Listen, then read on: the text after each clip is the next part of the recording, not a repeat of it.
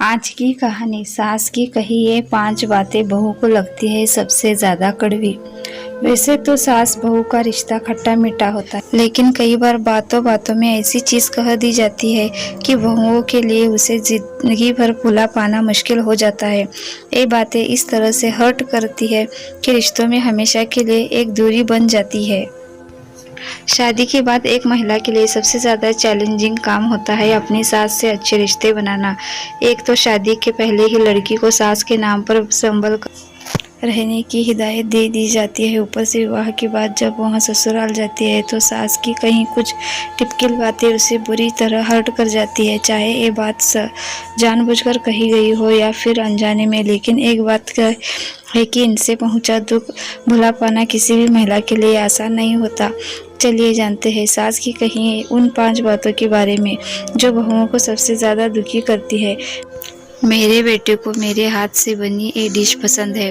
अरे बहू रहने दे, वो नहीं खाएगा, उसे मेरी हाथ की बनी यह सब्जी पसंद आती है।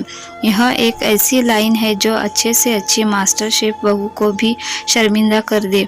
सब्जी लाने से लेकर उसे काटने तक की पूरी तैयारी बहू करे और जैसे ही छोंकने का टाइम आए तब सास की ओर से आया यह डायलॉग सुन बहू झुलझा कर रह जाती है। माना कि हर बेटे को अपनी ही माँ के हाथ का खाना ही सबसे अच्छा लगता है, लेकिन पत्नी भी मन से अपने पति और सभी के लिए कभी कभी स्पेशल डिश बनाना चाहती है। प्रोत्साहन की जगह ऐसा डायलॉग सुनने को मिले तो भला कौन बहू इस बात को बचा सकेगी। अभी तो घर गई थी। महिला चाहे कितनी ही इंडिपेंडेंट क्यों ना हो, लेकिन शादी के बाद अगर उसे मायके जाने हो तो इसके लिए पहले सास से परमिशन ज़रूर लेनी पड़ती है। वैसे तो अक्सर शादी के बाद बहू को अपनी जिम्मेदारियों के चलते पेरेंट्स के पास जाने का कम ही मौका मिल पाता है, लेकिन अगर उसे घर की याद आए और वह 6 महीने में एक बार भी माता पिता के पास जाना चाहे तो अक्सर उसे अरे अभी तो गई थी का डायलॉग दिया जाता है। सास की कही यह बात बहू को सबसे ज़्यादा हर्ट करती है क्योंकि यह भावनाओं से जुड़ा मामला होता है।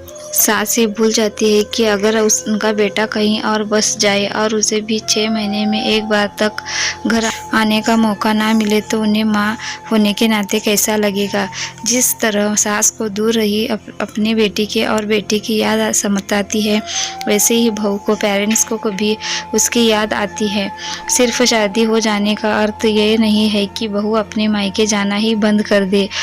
अरे मेरे बेटे से काम करवा रही हो। वैसा तो कहा जाता है कि पति पत्नी को हर जिम्मेदारी बराबर से निभानी चाहिए, लेकिन जब बात घर की काम की आती है तो वो बॉय डिफ़ॉल्ट महिला के खाते में चला जाता है। न तो पुरुष खुद से पहले करते हैं और न उनसे अपेक्षा की जाती है। ऐसे में अगर पत्नी गलत से पति से मदद करने को कह दे और वह किचन में हाथ बटाने पहुंच जाए तब सास का फुल टॉस बॉल की तरह आता डायलॉग अरे मेरे बेटे से काम कर रही हो उन्हें इरिटेशन से भर देता है। तुम्हारी माँ ने नहीं सिखाया। एक बात जो किसी बहू को सबसे ज़्यादा तोड़ती है वह है सास का हर बात में उसके पेरेंट्स को बीच में लाना, चाहे बात खाने की हो या घर के किसी अन्य काम की। जब महिला को यह सुनने को मिलता है तुम्हारी माँ ने नहीं सिखाया तो वह गुस्से का कड़वा घूंट पीकर रह जाती है। चूंकि सास उम्र में बड़ी है इसलिए वह उनका लिहाज करते हुए भले ही जवाब ना दे, लेकिन यह बात तय है कि यह उसे ऐसा जख्म दे कि वह कभी भी इसे भुला नहीं सकेगी। जाहिर सी बात है कि जब सवाल परवरिश पर उठाया जाए तो भला उसे कोई कैसे बर्दाश्त कर सकता है। ननंद की सेवा। ननंद घर आए तो बहू का काम डबल नहीं ट्रिपल हो जाता है। अपनी शादीशुदा बेटी के साथ ज़्यादा से ज़्यादा समय बिताना, उसे आराम करने का मौका देना हर माँ चाहेगी, लेकिन इसका मतलब यह तो नहीं कि यह भूल जाए कि घर की बहू के पास वैसे ही बहुत काम है। उसे हर समय बेटी की फेवरेट चीज़ें बनवाते रहना या उसके साथ शॉपिंग के लिए जाने को कहना या उसकी पसंद की चीज़ लाने के लिए कहना, ये सब बहू को बुरी तरह से थका देता है। अगर इस स्थिति में यह कहा जाए कि अरे कुछ ही दिन के लिए तो बेटी आई है, तो भी यह स्थिति ठीक नहीं है, क्योंकि लगातार किचन या घर के काम में ही खटने पर एक दिन ही ज़बरदस्त मेंटल से लेकर इमोशनल टेस्ट क्रिएट करने के लिए काफ़ी होता है।